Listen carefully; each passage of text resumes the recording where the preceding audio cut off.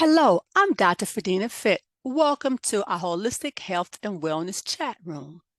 Ladies, self-compassion awareness.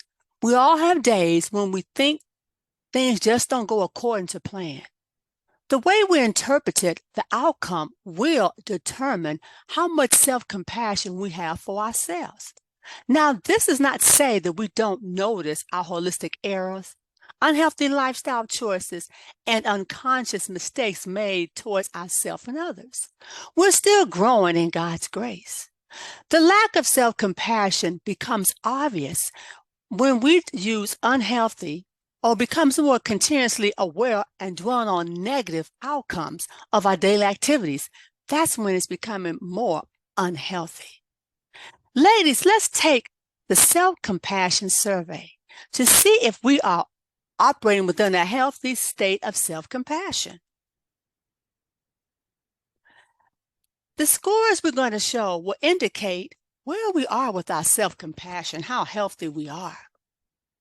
1, almost never. 2, occasionally. 3, about half the time. 4, fairly often. And 5, almost always. Question 1. I'm disapproving and judgmental about my own flaws and inadequacy. Is it almost never, occasionally, about half the time, fairly often, or almost always? Question 2. When times are really difficult, I tend to be tough on myself. What do you answer? Almost never, occasionally, about half the time, fairly often, almost always. Question 3. When I see aspects of myself that I don't like, I get down on myself. What's your answer? Almost, occasionally, about, fairly often, most of the time. Question 4. When something upsets me, I get carried away with my feelings. What's your answer? Almost, never, almost always. Question 5. When I fail at something that's important to me, I tend to feel almost like I'm a failure and I'm alone. What's your answer? Almost never, almost half the time, fairly often, or almost always. Question 6. When something painful happens, I try to take a balanced view of the situation. Almost never, occasionally, about half the time. Finally, fairly often, almost always. Question 7. When things are going badly for me, do I see the difficulties as a part of life that everyone goes through? Almost never. Occasionally, about half the time, fairly often, almost always. Question 8.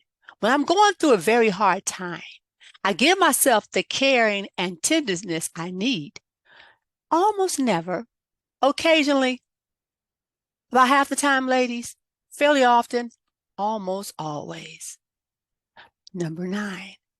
I try to be loving towards myself when I'm feeling emotionally pain. It can be challenging, can't it? What's your answer? Almost never.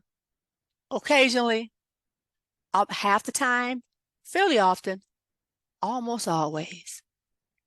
And question 10. When I'm feeling down, I try to approach my feelings with curiosity and openness. Almost never. Occasionally, about half the time, fairly often, ladies, or is it always, almost always?